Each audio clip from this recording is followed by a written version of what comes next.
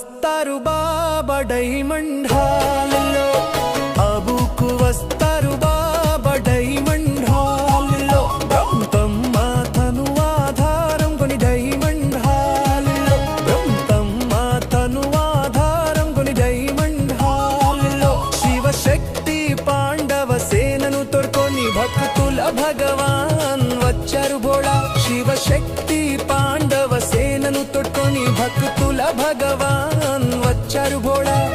రూపంలో నిరాకారుడు తిరిగే సంసారంలో, పదబుకు వస్తారు బాబా డైమండ్ హాల్లో.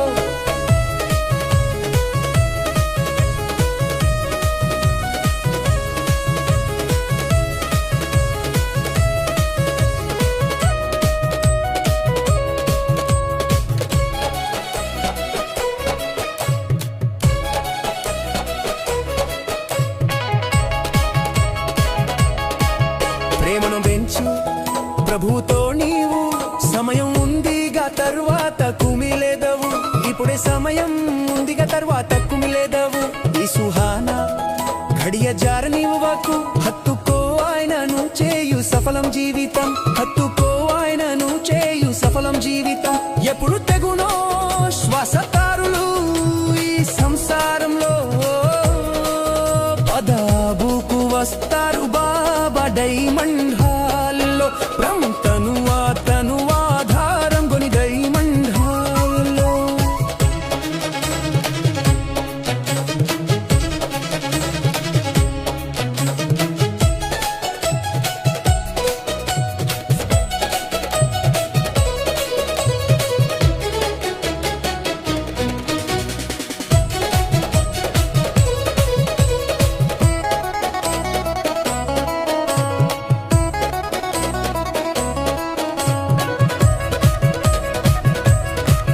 మేల్కోను నిద్రను వీడు, స్వర్ణిమా ఉదయం అయింది ఆగమనం, స్వర్ణిమా ఉదయం అయింది ఆగమనం. కలియుగ రాత్రి గడిచిపోయే, బదలు లోకాపు మాటలు నీకేలాగొడ, బదలు లోకాపు మాటలు నీకేలాగొడ. తొలుగు పాపం భ్రష్టాచారం జ్ఞాన ప్రకాశంలో, జ్ఞాన ప్రకాశంలో. పదబుకు వస్తారు బాబా డైమండ్ హాల్లో, పదబుకు వస్తారు బాబా డైమండ్ హాల్లో. బ్రహ్మమ్మ తను ఆధారం కొని డైమండ్ హాల్లో, బ్రహ్మతను ఆధారం కొని డైమండ్ హాల్లో. శివశక్తి పాండవ సేనను తోడ్కొని భక్తుల భగవాన్ వచ్చారు భోళా. శివశక్తి పాండవ సేనను తోడ్కొని భక్తుల భగవాన్ వచ్చారు భోళా. రూపంలో నిరాకారుడు తిరిగే సంసారంలో, పదబుకు వస్తారు బాబా డైమండ్ హాల్లో, పదబుకు వస్తారు బాబా డైమండ్ హాల్లో. ఓం శాంతి. మురళీ డేట్ 3/3/2026. మధురమైన పిల్లలారా, మీరు జ్ఞానులు యోగులు. మీ నోటి నుండి సదా జ్ఞానరత్నాలే రావాలి. కొత్త వాళ్ళు ఎవరు వచ్చినా వారికి తండ్రి పరిచయం ఇవ్వండి. ప్రశ్న: మీ స్థితి ఏకరసంగా తయారు చేసుకునే సాధనం ఏమిటి?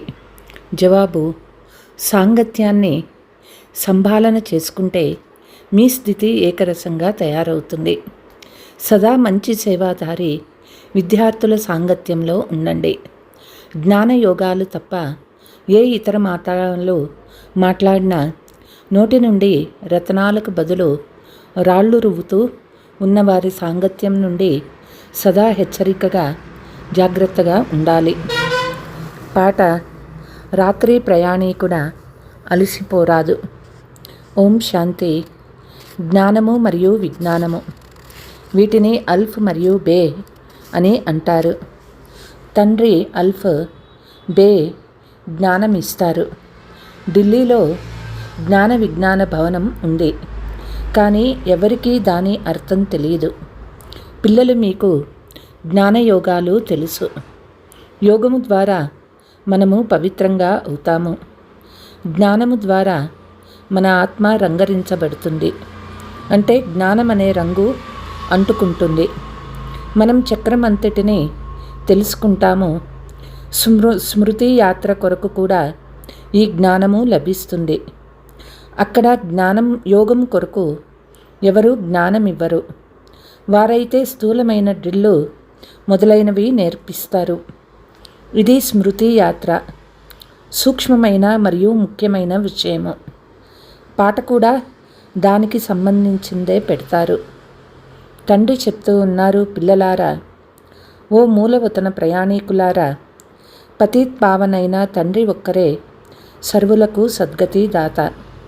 వారే అందరికీ ఇంటికి వెళ్ళే మార్గాన్ని తెలుపుతారు. మనుషులు మీ వద్దకు అర్థం చేసుకునేందుకు వస్తారు. ఎవరి వద్దకు వస్తారు? ప్రజాపిత బ్రహ్మ కుమారీల వద్దకు వస్తారు. కాబట్టి వారిని మీరు ఎవరి వద్దకు వచ్చారు అని అడగాలి. మనుషులు సాధువులు, సన్యాసీలు మహాత్ముల వద్దకు వెళ్తారు. వాళ్ళకి ఫలానా మహాత్మాజీ అనే పేరు కూడా ఉంటుంది. ఇక్కడ మీకు ప్రజాపిత బీకేలని పేరు ఉంది.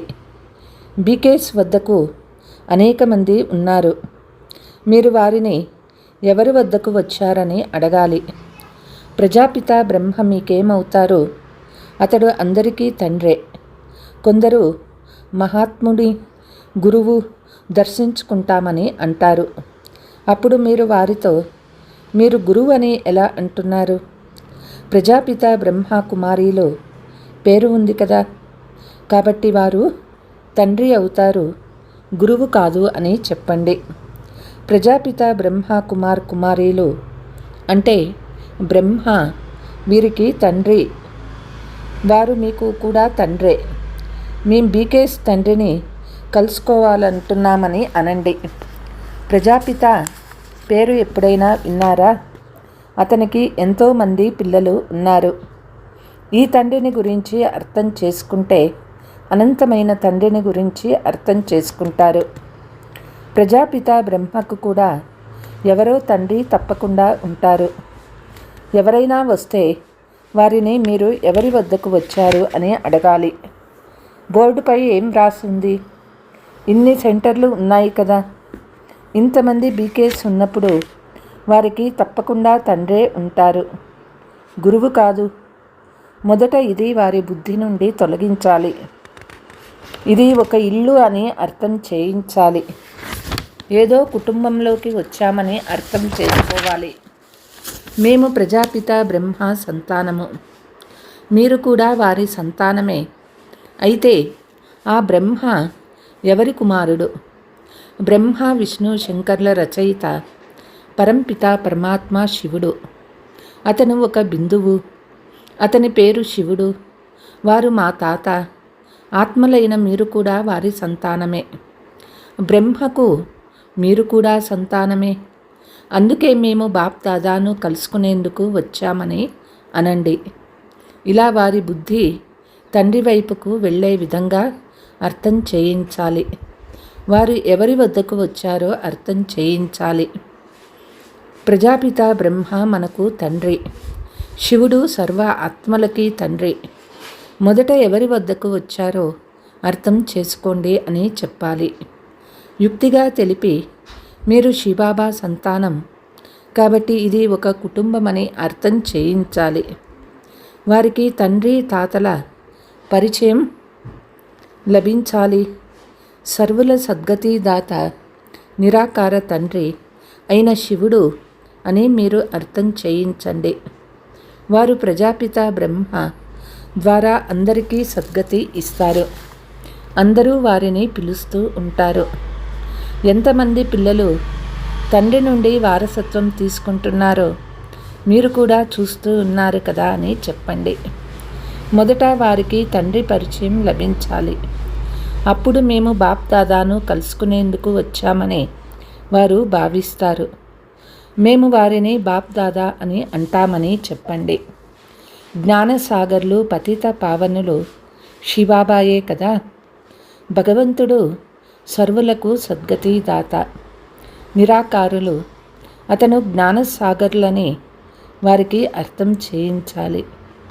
బ్రహ్మ ద్వారా అనంతమైన వారసత్వాన్ని తీసుకుంటూ ఉన్నాము. కాబట్టి బీకేసు శివబాబా సంతానమని, ఆ శివుడే అందరికీ తండ్రి అని, భగవంతుడు ఒక్కరే అని, వారే ఆది సనాతన దేవీ దేవతా ధర్మాన్ని స్థాపన చేస్తూ ఉన్నారని వారు అర్థం చేసుకోవాలి. వారు స్వర్గ రచయిత, సర్వులకు తండ్రి, టీచర్, గురువు కూడా వారే. సృష్టి ఆది మధ్యాంతాల రహస్యాన్ని తెలుపుతారు, అంటే త్రికాలదర్శులుగా తయారు చేస్తారు.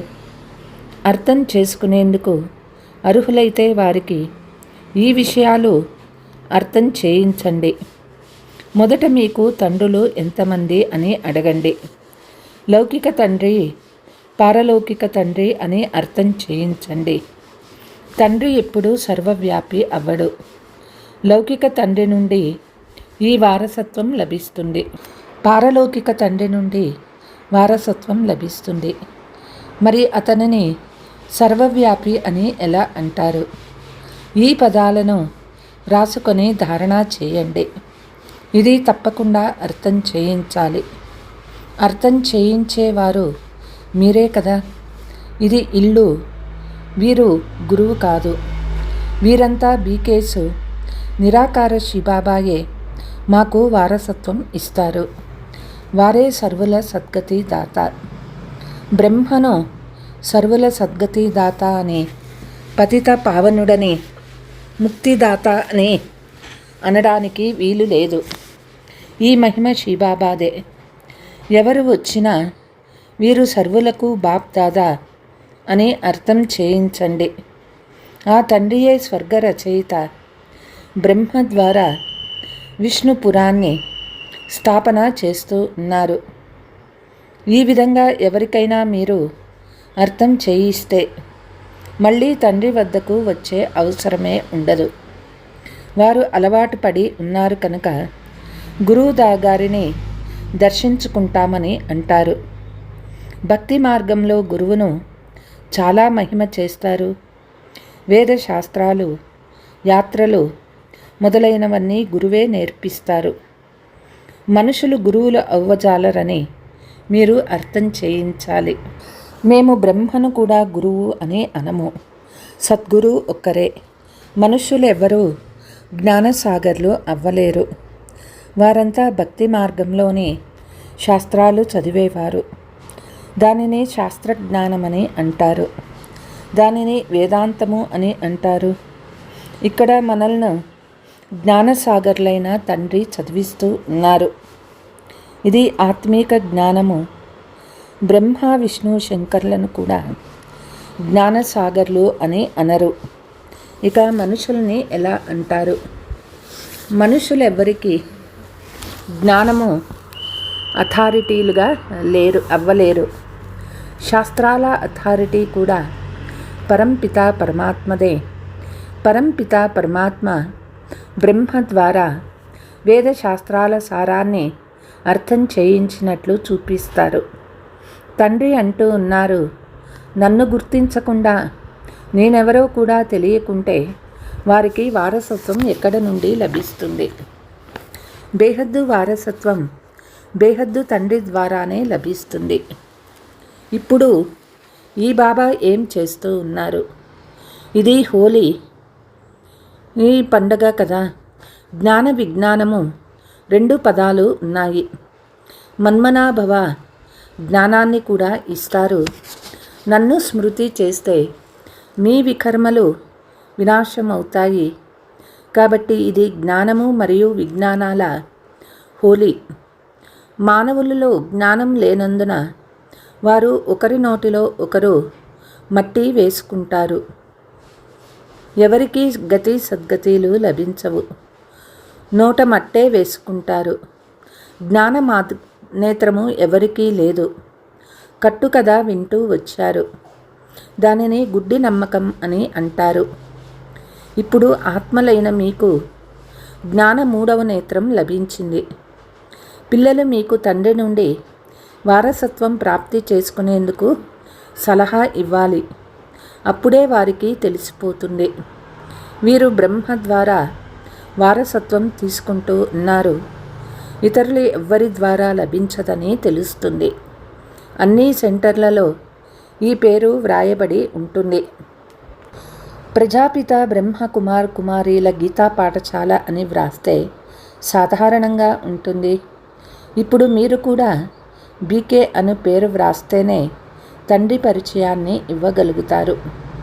మనుషులు బీకే పేరు విని భయపడిపోతారు. అందుకే గీతా పాఠశాల అని వ్రాస్తారు. కానీ ఇందులో భయపడవలసిన విషయమేదీ లేదు.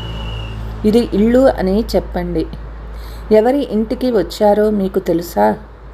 మీరు అందరి తండ్రి ప్రజాపిత బ్రహ్మ. భారత్వాసులు ప్రజాపిత బ్రహ్మను గౌరవిస్తారు. క్రైస్తవులు కూడా ఆదిదేవుడు ఉండి వెళ్ళారని భావిస్తారు. ఈ మనుష్య వంశావళి వారిదే. కానీ క్రైస్తవులు యేసుక్రీస్తును మరియు బౌద్ధులు బుద్ధుని తండ్రిగా భావిస్తారు. వంశం ఉంది కదా. వాస్తవానికి తండ్రి బ్రహ్మ ద్వారా ఆది సనాతన దేవీ దేవతా ధర్మాన్ని స్థాపన చేశారు. అతను గ్రేట్ గ్రేట్ గ్రాండ్ ఫాదర్. మొదట తండ్రి పరిచయం ఇవ్వాలి. మీ తండ్రిని కలవాలని అనుకుంటున్నామని వారు చెప్పాలి. వారసత్వం శివబాబా నుండే లభిస్తుంది. బ్రహ్మ నుండి లభించదని అర్థం చేయించండి. మరి మీ తండ్రి ఎవరు? గీతా భగవంతుడు ఎవరు? ఆది సనాతన దేవీ దేవతా ధర్మాన్ని ఎవరు స్థాపించినారు? ఇవన్నీ కూడా అడగాలి. తండ్రి అంటూనే బ్రహ్మ కుమార్ కుమారీలంతా శివబాబా సంతానమని భావిస్తారు. శివబాబా బ్రహ్మ ద్వారా గతి సద్గతి వారసత్వం ఇస్తూ ఉన్నారు. వారు ఈ సమయంలో మనకు జీవన్ముక్తి ఇస్తారు. మిగిలిన వారంతా ముక్తిలోకి వెళ్ళిపోతారు. ఈ జ్ఞానము పిల్లలైన మీలో బుద్ధిలో ఉండాలి. ఎవరైనా వస్తే మీరు ఎవరిని కలవాలని అనుకుంటున్నారు అని ప్రశ్నించండి. వారు మాకే కాక మీకు కూడా తండ్రే. ఇక్కడ గురువులు సన్యాసీలు ఎవరూ లేరు అని చెప్పండి. ఇది అర్థం చేసుకున్నారు. జ్ఞానం వల్ల శరీరానికి రంగు వేసుకుంటారు. ఆత్మ శరీరం లోపల ఉంటుంది. అది అపవిత్రంగా అయితే శరీరం కూడా అపవిత్రమవుతుంది. ఆత్మ పవిత్రమైతే శరీరం కూడా పవిత్రమైందే లభిస్తుంది. శరీరానికి గంగ స్నానం చేస్తారు. కానీ పతిత పావనుడు ఒక్క తండ్రి తప్ప ఇతరులు ఎవ్వరూ లేరు. ఆత్మ పతితంగా అవుతుంది కనుక ఆత్మ నీటితో పావనంగా అవ్వదు. ఇది ఎవరికీ తెలియదు. వారు ఆత్మనే పరమాత్మ అని అంటారు. ఆత్మ నిర్లేపని అంటారు.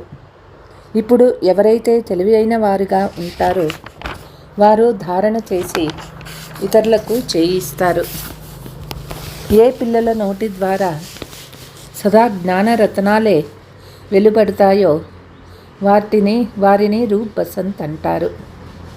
జ్ఞాన విఘ్నాలు తప్ప పరస్పరంలో ఏది ఇచ్చి పుచ్చుకున్నా రాళ్లతో కొట్టినట్లే. సర్వీస్కు బదులు డిస్సర్వీస్ అవుతుంది. 63 జన్మలు ఒకరికొకరు రాళ్లతో కొట్టుకుంటూ వస్తారు. తండ్రి చెప్తూ ఉన్నారు, మీరు జ్ఞాన విజ్ఞానాలు మాటలు మాట్లాడండి. మనస్సుని సంతోషపెట్టాలి. వ్యర్థ విషయాలు వినరాదు. ఇది జ్ఞానం కదా. మొత్తం ప్రపంచంలో పరస్పరంలో కొట్లాడుతూ ఉన్నారు. పిల్లలు మీరు రూప్ బసంతులు. మీరు జ్ఞాన విజ్ఞానాలు తప్ప ఇతర ఏది వినరాదు, వినిపించరాదు. వ్యతిరేక మాటలు మాట్లాడేవారి స్నేహము చాలా చెడ్డది. చాలా సర్వీస్ చేసేవారి సాంగత్యం తేలుస్తుంది. కొంతమంది బ్రాహ్మణులు జ్ఞానీలుగా యోగిలుగా ఉన్నారు. కొంతమంది బ్రాహ్మణులుగా అయ్యి తప్పుడు మాటలు మాట్లాడుతూ ఉంటారు. ఇటువంటి వారి స్నేహము చేయరాదు. ఇది ఇంకా నష్టపరుస్తుంది. బాబా మాటికి సావధానపరుస్తారు. పరస్పరం తప్పుడు మాటలు మాట్లాడకండి, లేకుంటే మీరు నాశనం అవ్వడమే కాక ఇతరులను కూడా సర్వనాశనం చేసేస్తారు. అందుకే పదభ్రష్టులైపోతారు. బాబా సహజంగా అర్థం చేయిస్తారు. ఆసక్తి ఉండాలి. బాబా మేము వెళ్ళి చాలామందికి ఈ జ్ఞానం ఇస్తామని అనాలి. వారే తండ్రికి సత్యమైన పిల్లలు. సేవాధారి పిల్లలను తండ్రి కూడా మహిమ చేస్తారు. వారితో స్నేహం చేయాలి. ఎవరెవరు మంచి విద్యార్థుల సంగత్యంలో ఉన్నారని బాబా అడిగితే వారు తెలియచేయగలరు. ఎవరి స్నేహం చేయాలి? బాబా హృదయంలో ఎవరు అధిష్ఠించి ఉన్నారని అడిగితే వారు వెంటనే తెలుపుతారు. సేవ చేసే వాళ్ళని బాబా గౌరవిస్తారు. కొంతమంది సేవ కూడా చేయలేరు. చాలామంది చెడు స్నేహం వల్ల చాలామంది స్థితి హెచ్చు తగ్గులవుతూ ఉన్నది. కొంతమంది స్థూల సేవలో మంచిగా ఉన్నారు. వారు కూడా మంచి వారసత్వాన్ని పొందుతారు. అల్ఫబేలను అర్థం చేసుకోవటం చాలా సులభం. ఎవరికైనా కేవలం తండ్రిని మరియు వారసత్వాన్ని స్మృతి చేయమని చెప్పండి. ఉండేవి 2 అక్షరాలు, అల్ఫ్ మరియు బే. ఇది చాలా సులభము. ఎవరొచ్చినా ఇది బాబా గారి ఆజ్ఞ. నన్నొక్కరిని స్మృతి చేస్తే చాలు అని చెప్పండి. ఇదే అన్నిటికంటే ఎక్కువ గౌరవం ఇవ్వడం. నన్ను స్మృతి చేస్తే మీకు వారసత్వం లభిస్తుందని తండ్రి అంటూ ఉన్నారు. ప్రతి సెంటర్లో ఈ విధంగా నెంబర్ వారుగా ఉన్నారు. కొంతమంది వివరంగా అర్థం చేయించగలరు. అలా అర్థం చేయించలేకుంటే కేవలం కల్పకృతం కూడా తండ్రి నన్నొక్కరినే స్మృతి చేయండి అని తెలిపించారు. వ్యర్థ మాటలు ఫలానా వారు ఇలా అంటూ ఉన్నారు అని చేస్తూ ఉన్నారు, ఇవేవి చెప్పకండి.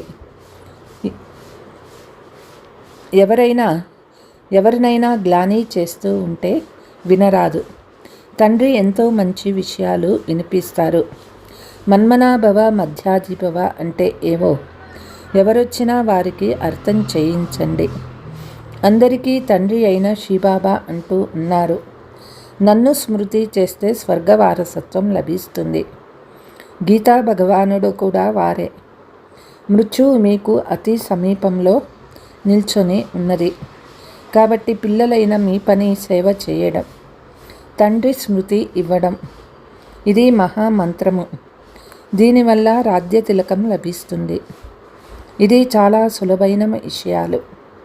తండ్రిని స్మృతి చేయిస్తే నావ ఆవలి తీరానికి చేరుతుంది.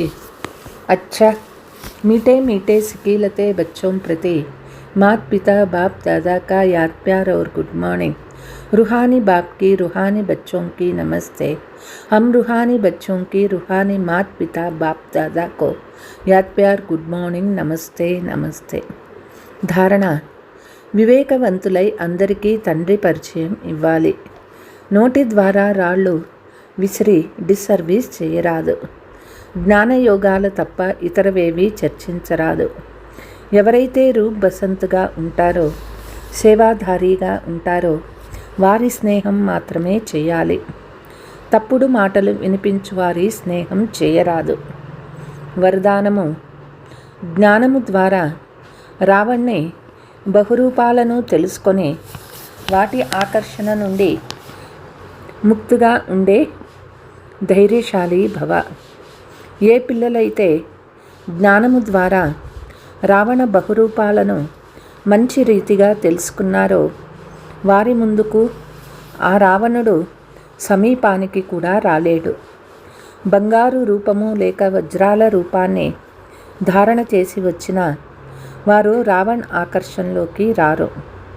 ఇటువంటి సత్యమైన సీతలుగా అయ్యి గీత లోపలే ఉండు లక్ష్యం ఉంచుకొని ధైర్యశాలీలుగా అవ్వండి. అప్పుడు ఈ రావణ్ సైన్యము దాడి చేయుటకు బదులు మీ సహయోగిగా అయిపోతారు. ప్రకృతి యొక్క పంచతత్వాలు మరియు పంచవికారాలు ట్రాన్స్ఫర్ అయ్యి మీకు సేవ చేసేందుకు వస్తాయి. స్లోగన్: సేవలలో సఫలత ప్రాప్తి చేసుకోవాలి అంటే నిర్మాణ చిత్తము యొక్క విశేషత ధారణ చేసుకోవాలి. అవ్యక్త సూచన: విజయులుగా అయ్యేందుకు పునాది నిశ్చయము. పునాది పక్కాగా ఉంటే బిల్డింగ్ కదలదు. నిశ్చింతగా ఉంటారు. పునాది కచ్చాగా ఉంటేనే ఏ కొంచెం తుఫాను వచ్చినా, భూమి కొద్దిగా కంపించినా ఈ బిల్డింగ్ పడిపోతుందేమో, క్రాక్ వస్తుందేమో అని భయం ఉంటుంది. నిశ్చయం యొక్క పునాది పక్కాగా ఉంటే నిర్భయంగా నిశ్చింతగా ఉంటారు. అచ్చా, ఓం శాంతి.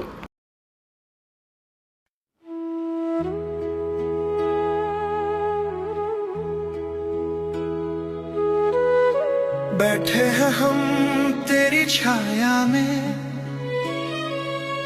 शिव बाबा तेरी शीतल गोद में। लक्ष्य एक बस तुझको पाना, याद में टिके रहना।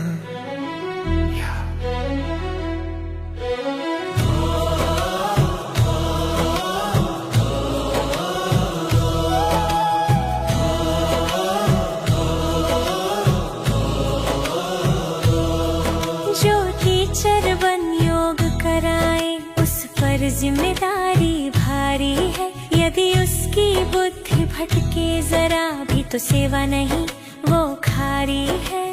पूछे मन से हर एक आत्मा, क्या मैं सच्चा आशिक हूँ? माशूक की याद में बैठा हूँ या दे अभिमान में आसक्त हूँ। यदि मैं खुद ही डोल रहा हूँ, कैसे दूंगा शांति की राह? पहले खुद को दीप बनाना, फिर जग को देना प्रभात। पुण्य का काम निरंतर हो, हर श्वास में हो स्मृति की डोर, वरना सेवा बन जाएगी अज्ञान का एक शोर। याद में रहो, याद दिलाओ, जीवन का लक्ष्य निभाओ, माँ में कम की ध्वनि जगाओ, स्वर्ग का वर्षा पाओ। सीढ़ी चढ़ते जाना है, 84 का राज समझाना है, खुद भी बनो औरों को बनाओ, रजाई का मेडल पाना है। 84 जन्मों की सीढ़ी हमने पूरी पार की है, अब वापस घर को जाना है, ये कितनी सुंदर बारी है। मंदिर में जाकर समझाना, तुम हिंदू नहीं देवता हो, अपना खोया वर्षा ले लो, तुम स्वर्ग के अधिकारी हो। रहमत बन सेवा करना, पहले किसी का जीवन संवार, रोटी बाद में खाना है, पहले करना पुण्य अपार। देह अभिमान से दूर रहो, विघ्नों से मत घबराना, माया परीक्षा लेती है पर तुमको जीत दिखाना। कमजोरी मत लाना मन में, राजाई मुश्किल ये मत मानो, बाप और वर्षा याद करो, स्वयं को साहसी जानो। कोई सच्चा कोई कच्चा, याद में रहना कठिन सही, पर जिसने निश्चय को थामा, उसकी राह रुकी नहीं। सेवा में जो दिल लगाता, उसका भाग्य जगमग होता, आप समाज जो बनाता, वही ऊंचा पद पाता।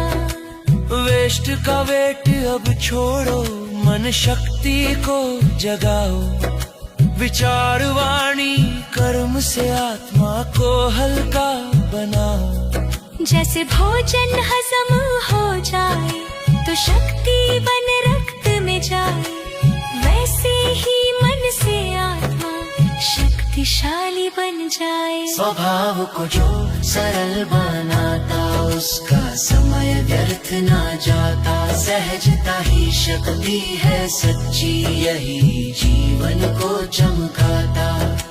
निश्चय बुद्धि जो बन जाता वो निश्चिंत भी हो जाता।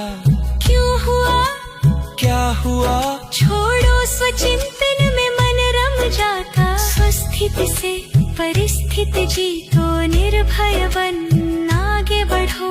निश्चय का फाउंडेशन मजबूत और चिंता से सदा छूटो। याद में रहो याद दिलाओ, सच्चा टीचर बन जाओ। पुण्य की गाथा रचते जाओ, स्वर्णिम भविष्य पाओ।